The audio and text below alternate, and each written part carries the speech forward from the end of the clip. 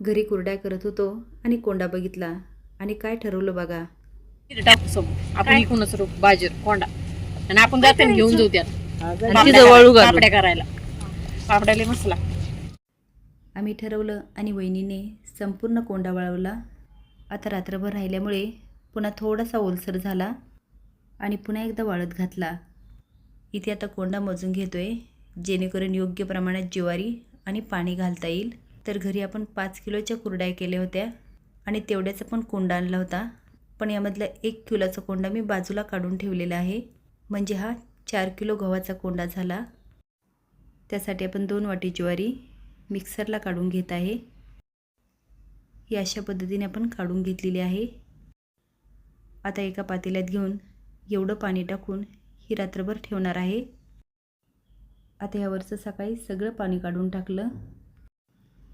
अशा पद्धतीने आपल्याला करून घ्यायची आहे. आता इथे घेतलेले आहेत अर्धा वाटी लसूण आणि अर्धा चमचा जिरे आणि मिक्सरला बारीक करून घ्यायचं. आता वाळलेला कोंडा आपल्याला तसाच घालायचा नाही आहे, तर तो थोडा थोडा करून मिक्सरला बारीक करून घ्यायचा आहे. आता इथे मी खूप पावडर पण नाही करणार, मी तुम्हाला दाखवते कशा पद्धतीने काढून घेतलं आहे. एवढं मी वाटून घेतलं, खूप त्याची पावडर पण नाही केली आणि खूप जाडसर पण नाही ठेवला. आणि हे करण्यासाठी फक्त 10 मिनटं लागतात. आता काय होतं, किती मीठ घालायचं हेच आपल्याला कळत नाही. मग आपल्या आजी आईसारखं असे वाटे करायचे आणि ते घालायचे.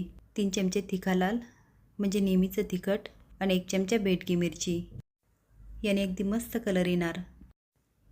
त्यानंतर आपण वाटून घेतलेले लसूण आणि जिरे.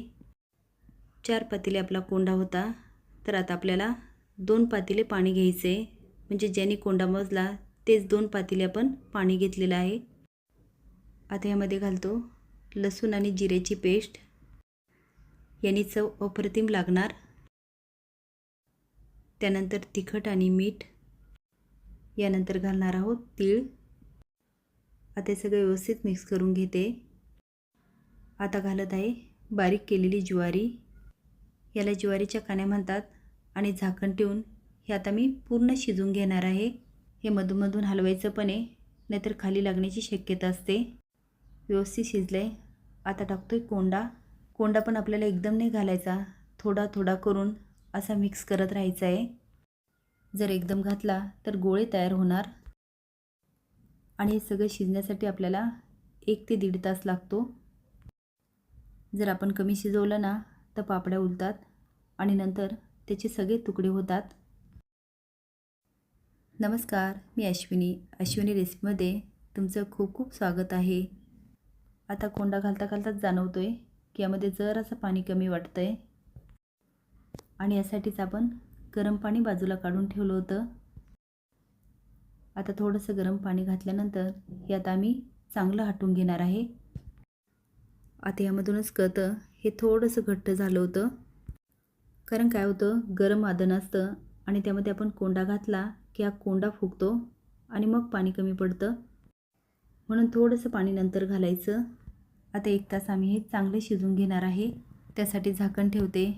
आता हे शिजलं कसं समजायचं, असा गोळा झाला की शिजलं. चला तर आता कोंड्याच्या पापड्या करूया. त्यासाठी कपडा पहिले पाण्यात बुडवायचा आणि त्यानंतर त्यामधील हलक्या हाताने सगळं पाणी काढून टाकायचं. ही प्रोसिजर खूप महत्त्वाची आहे, नाहीतर पापड्या जमणारच नाहीत. अशा पद्धतीने पोळपाटावर किंवा ताटावर टाकलं तरी चालेल. आता जेवढ्या आकाराच्या पापड्या करायच्या तेवढा गोळा घ्यायचा. हे आता खूप गरम आहे, तर मी आता काय करते, थोडासा पाण्याचा हात लावून नंतर गोळा तयार करते. हे बघा, आपण अगदी सहज करू शकतो.